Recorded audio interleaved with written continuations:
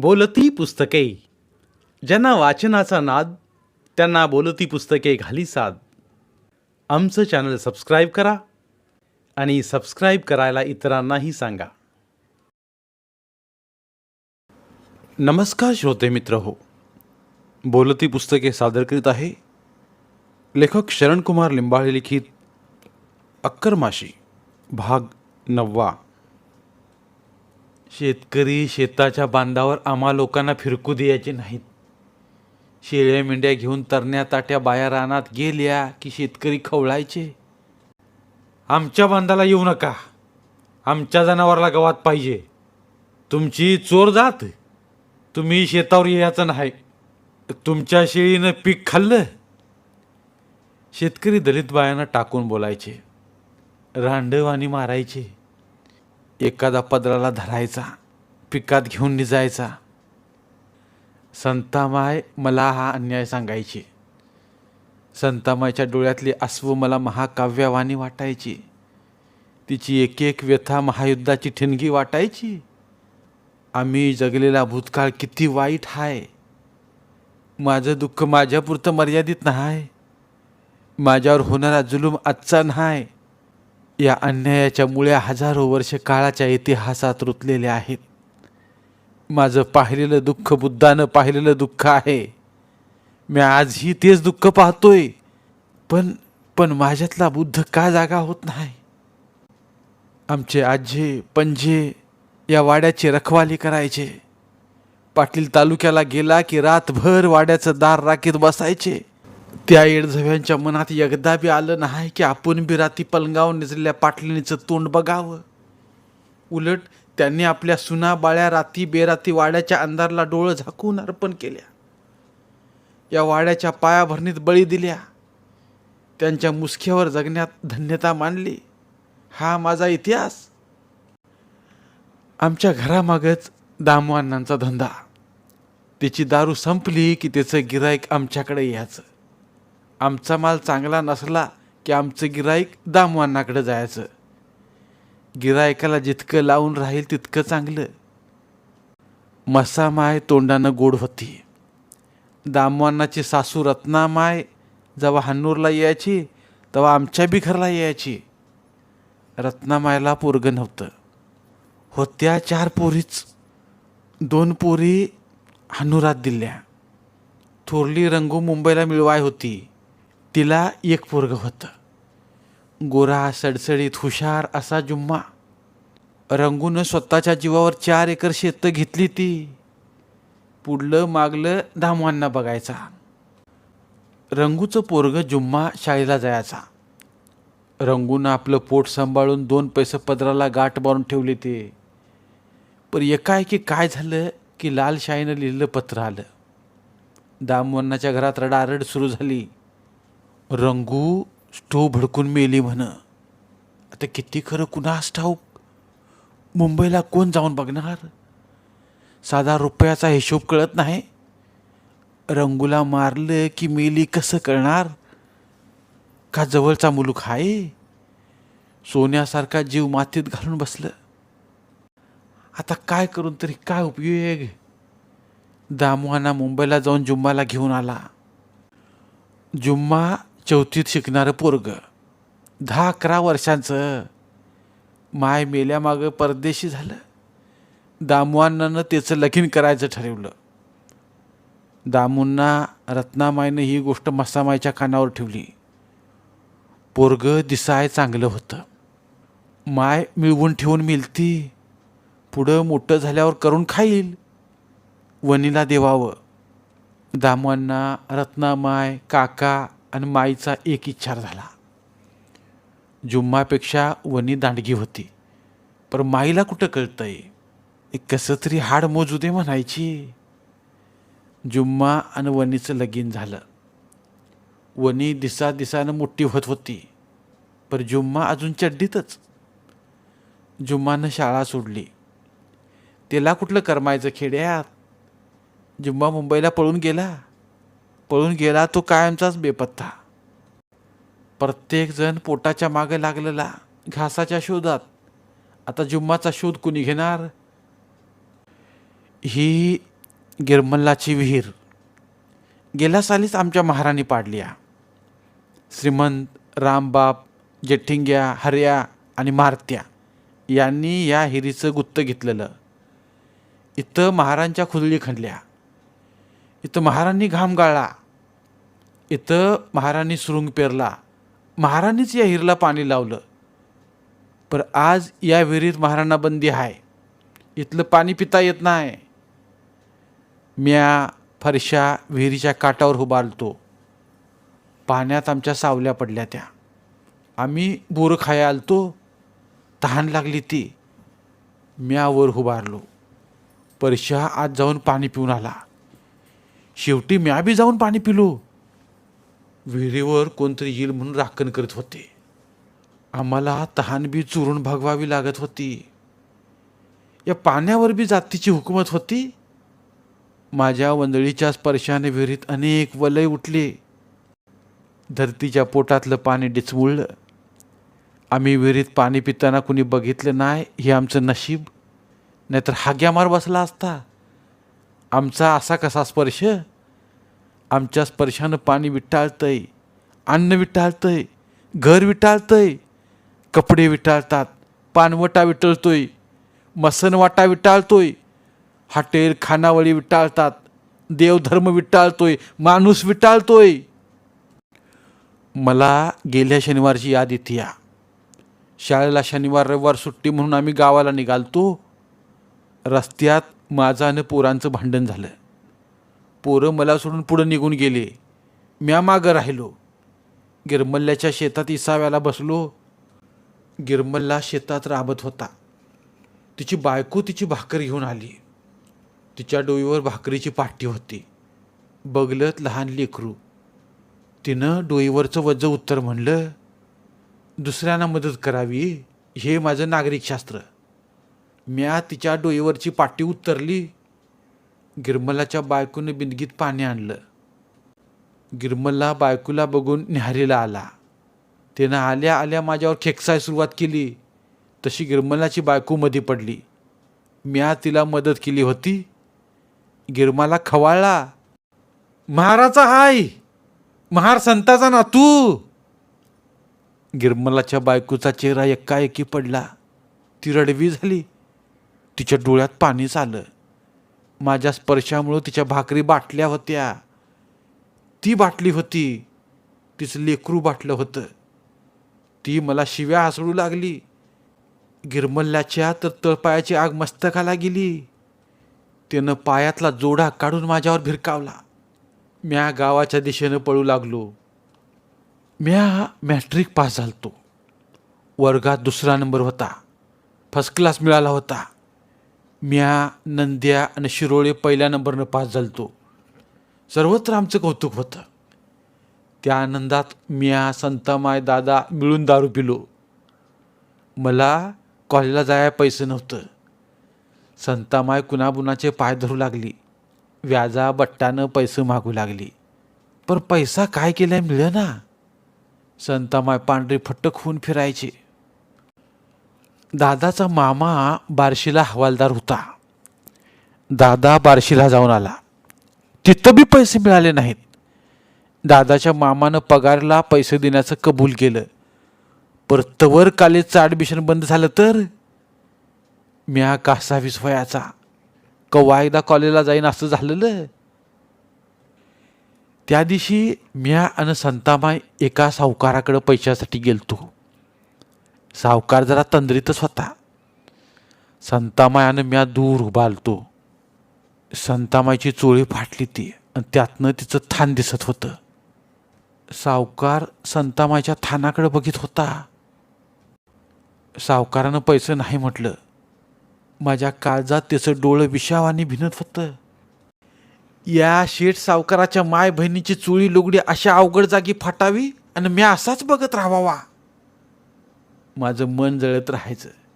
गरिबीची घृणा वाटायची. नको वाटायचा हा अपमान. महाविद्यालयीन शिक्षणासाठी मी सोलापूरला आलो.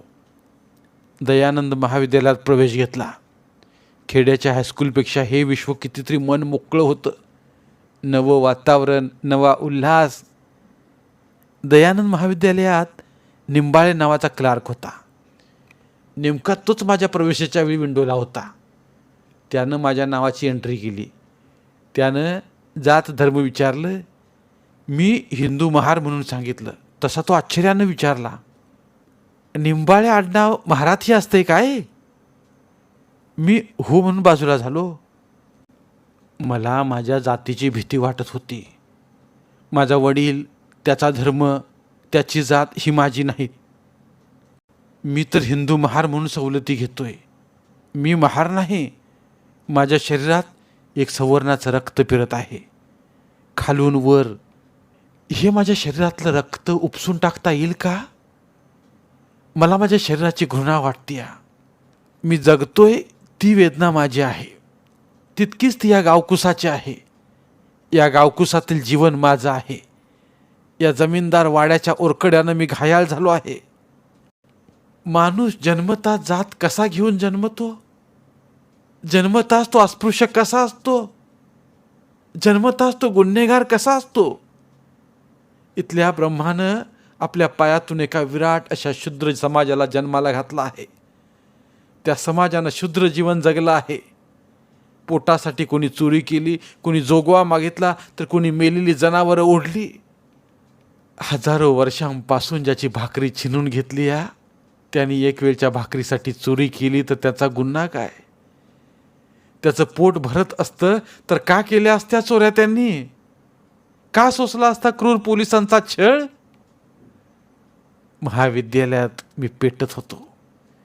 वनव्यानं 10 दिशा पेट घ्याव्यात तसा मी वाढत होतो. अवतीभोवती अश्वशक्तीनं चळवळ मूल धरत होती. आमच्यावरचा अन्याय एक नवा अर्थ सांगत होता. आम्ही एका विराट जाणीवेनं जागे होत होतो. माझे रूम पार्टनर 4, नंदकुमार, मी, भीमराव आणि पंडित. आम्ही कॉलेजला आलो ते आमचं 70 पिढीचं दारिद्र्य घेऊन. नंद्याचा मामा निवृत्ती, तो पोस्टात नोकरी करतोय. त्यानं नंद्याला जुने कापडे दिलेले. नंद्यानं त्यातीलच एक शर्ट आणि पॅन्ट मला दिलेली. आम्ही ही जुनी कापडं रस्त्यावरच्या टेलरकडून फिट करून घेतलेली.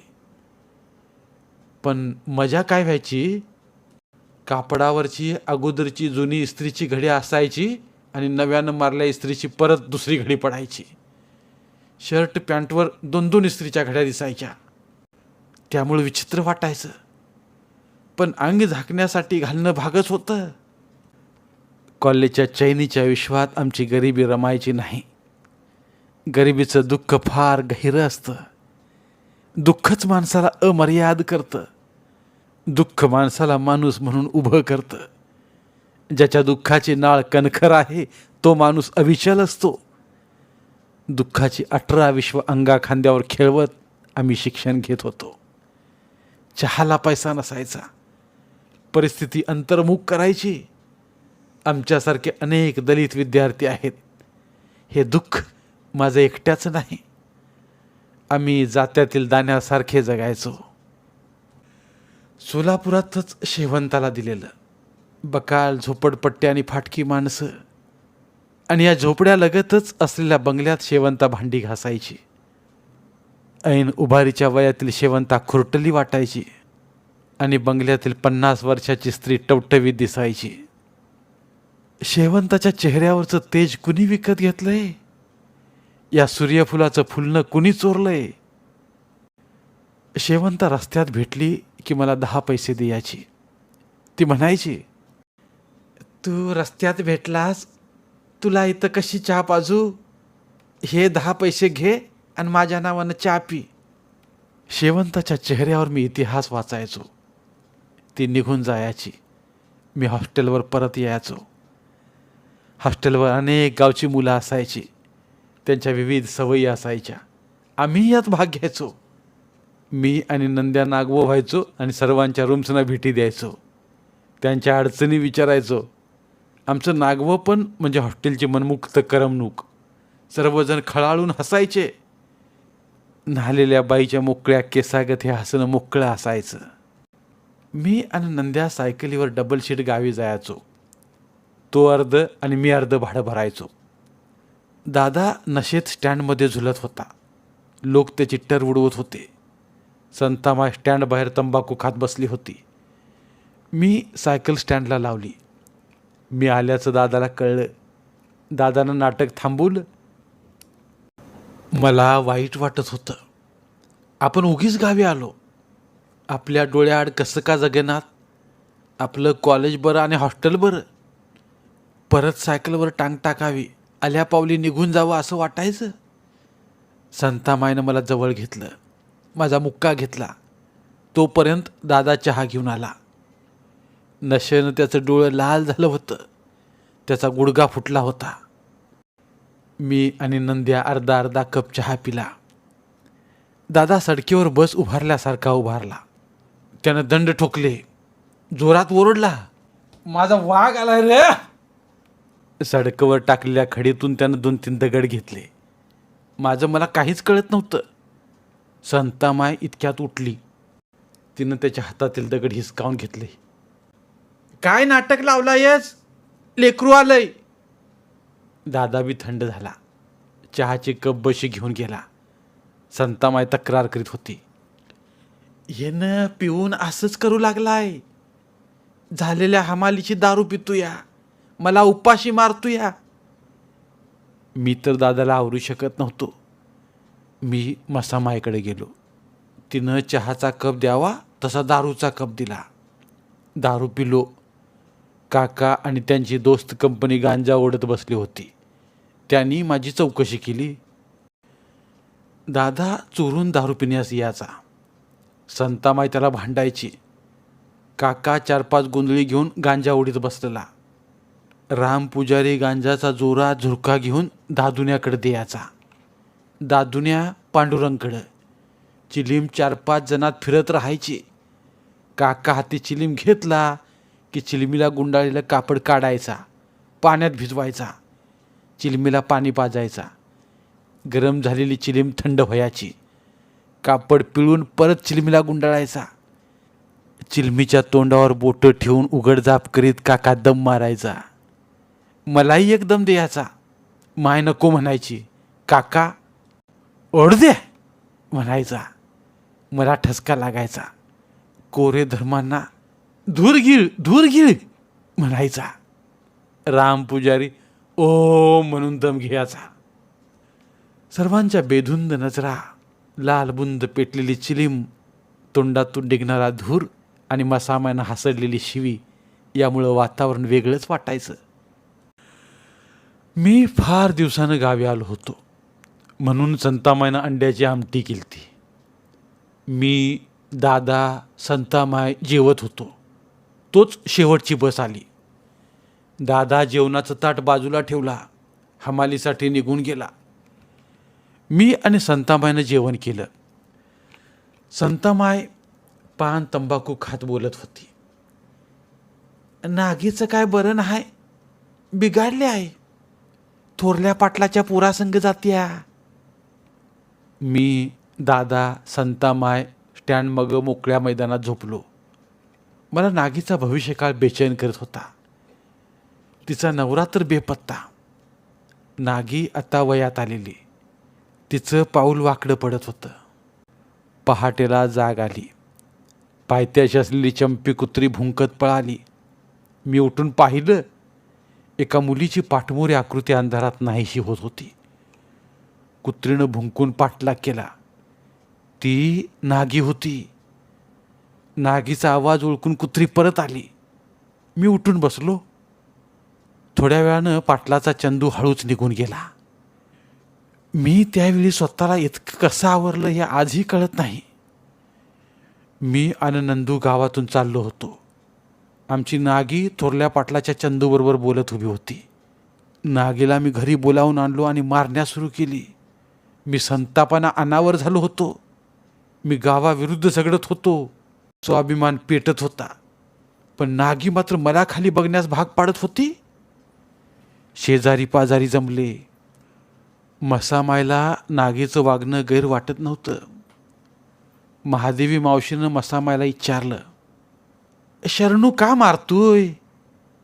मसामाय संतापानं म्हणाली, तेला नेजू देत नाही म्हणून मारतो या. माझं आणि मसामायचं भांडण लागलं. काका भांडणात पडला. मी मसामायच्या अंगावर गेलो. मसामायला कचा कचा तुडवावं वाटत होतं. मसामाय रडत होती. काका खवाळला. तुला काय करायचंय? माझी मुलगी कशी बी वागू दे, तू आमचा कोणी नाहीस. मला काकाचा द्वेष वाटला, पण काय करणार. मी सोलापूरला निघून गेलो. शिवाजी मोरे आमच्या जेवणाचे डबे आणायचा. शिवाजी मला भावासारखा वाटायचा. गावाकडील गोष्टी सांगायचा. गावात कुणाची भांडणं झाली, कोण मेलं, कोण बाळत झालं, खड्ड्याच्या पगारी झाल्या की नाही, घरचा निरोप, अशा अनेक गोष्टी सांगायचा. त्या दिवशी शिवाजीनं बाळ्याची पत्नी पळून गेल्याचं सांगितलं. मला वाईट वाटलं. बाळ्याची बायको मुंबईची. बाळ्या मुंबईला कमवाय जाऊन तिकडूनच लग्न करून आला होता. बाळ्यानं आपल्या बायकोला फसविलं होतं. बाळ्याची बायको मराठ्याची, बाळ्या महाराचा. पण त्यानं जात चोरून ठेवलेली. मी मराठा आहे, गावी जमीन व वाडा आहे, अशा थापा मारून लग्न केला होता. बाळ्या बायकोला घेऊन गावी आला तेव्हा त्यानं रस्त्यात असलेल्या गिरमल्लाचा उसाचा मळा हा माझा मळा म्हणून दाखवला आणि मारवाड्याची माडी ही आपली माडी म्हणून दाखवली. शेवटी तिला आणून झोपड्यात उभं केलं. तशी ती रडू लागली. बाळ्याला शिव्या देऊ लागली. बाळ्यांनी बाळ्याच्या बायकोला दम दिला आणि वटणीवर आणलं. बाळ्याचे मायबाप लेका सुनेला घरात सोडून तक्क्याला निजाय जायचे. एक दिवस पहाटेच उठून बाळ्याची बायको संडासला गेली. बाळ्या घरात झोपलेला निवांत ऊन पडेपर्यंत. त्याची आई त्याला उठवली तेव्हा त्याला आपल्याजवळ बायको नसल्याचं कळालं. बाळ्याची बायको काही सापडली नाही. सापडला तिनं नेलेला तांब्या घरामागं. हॉस्टेलमध्ये सर्व दलित विद्यार्थी. हॉस्टेल छावणीसारखं वाटायचं. मनात एक प्रचंड संघर्ष थैमानत होता. मी नमस्कार म्हणायचं सोडलं, जय भीम म्हणू लागलो. मी आंबेडकर म्हणायचं सोडलं, बाबासाहेब म्हणू लागलो. माझ्या तारुण्याईला अर्थ मिळाला. रक्त शरीरभर लावासारखं उसळायचं. विचार अराजक शांततेत भडकत राहायचे. बाबासाहेबांचा पुतळा पाहिला की 7 जन्मीच्या आईना भेटल्या गत व्हायचं. अन्याय अत्याचाराच्या बातम्याने जळायचो, अस्वस्थ व्हायचो. माझी मांडलेली एक बहीण होती. तिचं नाव सुमन. आरतीवर कामाला जायची. तिचा नवरा हातगाडी ओढायचा. 2 मुलं होती. सुमन नाकीडोळी निटस. तिची अनेक लफडी. नवरा भोळा. ती एकेका प्रियकराबरोबर पळून जायची. मी समजावून परत आणायचा. एकदा ती खानावळीतल्या भट्टीवाल्याबरोबर पळून गेली. पुढे एकदा भेटली तर दुसऱ्याबरोबरच. 5-6 महिने हवा खाऊन परत नवऱ्याकडे यायची.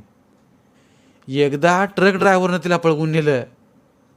लहान मुलांना हातगाडीवर बसून तिचा नवरा हातगाडी ओढत जायचा.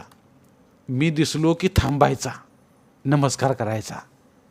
मुलं मला मामा मामा म्हणायची.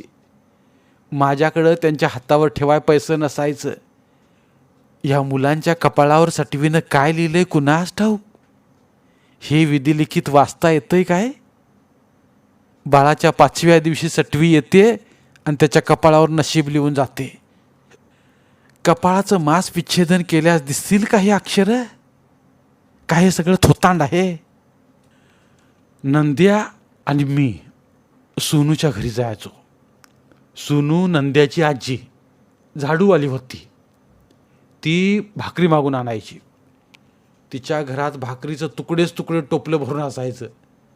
अनेक दिवसांचे तुकडे वाळलेले, बुरशी चढलेले, वास मारणारे. सोनू आजी घरी गेल्यानंतर जेवा म्हणायची. भाकरीची दुरडी आमच्या पुढं ठेवायची. आम्हालाही भूक लागलेली असायची. मग मी आणि नंद्या तुकडे मोडत बसायचो. तुकड्याची बुरशी हात रुमालानं पुसायचो आणि मग खायचो. सोनू आजीच्या शेजारी जनाबाई नावाची झाडूवाली होती. आम्ही सोनूच्या घरी गेलो की बसायचो, बोलायचो. लग्नाच्या नोकरीच्या गप्पा निघायच्या. मी हुंडा घेणार नाही, आंतरजातीय विवाह करणार वगैरे वगैरे आमचा विषय असायचा. जनाबाईच्या बहिणीची एक लग्नाची मुलगी होती. जनाबाईला मी आवडलेला. तिने तिच्या बहिणीची मुलगी मला दाखवायचं ठरवलं. त्या दिवशी मी दुपारगुडेचे कपडे घातलो. मी आणि नंद्या मुलगी बघण्यासाठी निघालो. मला आनंद झाला होता. आता आपण आपली भावी पत्नी पाहणार म्हणून. जनाबाई तिच्या बहिणीच्या मुलीला आणणार होती. मी नंद्या गेलो तेव्हा जनाबाई खराटा बांधत बसली होती. सोनू आजी नव्हती. सोनूचा मुलगा नंद्याचा काका मात्र होता. त्यानं दारू पिलेली. आम्ही त्याच्या जवळ जाऊन बसलो. नंद्या त्याच्या काकाशी बोलत होता. मला दारूचा वास येत होता. सोनू आली. नंद्यानं जनाबाईला मुलगी आली नाही का म्हणून विचारलं. तशी ती उद्वेगानं बोलू लागली. आमच्या डोईवरचा पदूर खाली नाही पडला. आमचं घरानं बारामाशी आहे. चांगला पाहुणपणा पाहिजे. आम्हाला असलं तसलं चालत नाहीत. पोरगं चांगलं असलं म्हणून काय झालं. मी अक्करमाशी म्हणून तिला कळालं होतं. जनाबाईचं बोलणं काळजाला झोंबत होतं. चौकात उभं करून फटकं मारल्यावानी वाटीत होतं मला. तिथंच नंद्याचा काका मर्यापा बसला होता. त्याला हे कळालं. त्यानं जनाबाईला खवळलं. आपल्या बुद्ध धर्मात अक्करमाशी बारामाशी नाही. मी देतो यांना माझी मुलगी. मर्याप्पाचं ते बोलणं बुद्धाला संबोधी प्राप्त झाल्यानंतर बोललेल्या शब्दापेक्षाही मला मूल्यवान वाटलं. धन्यवाद. उर्वरित आत्मकथन पुढील भागात. मराठीतील प्रतिभावंत लेखकांचं साहित्य, कथा, कादंबऱ्या ऐकण्यासाठी आमचं बोलती पुस्तके हे चॅनल सबस्क्राईब करा. आणि मराठी साहित्याचा प्रसार करण्यासाठी प्रत्येक मराठी माणसाला सबस्क्राईब करण्यासाठी आवाहन करा. आणि बोलती पुस्तके या साहित्य चळवळीत सहभागी व्हा. आपले पुन्हा एकदा धन्यवाद.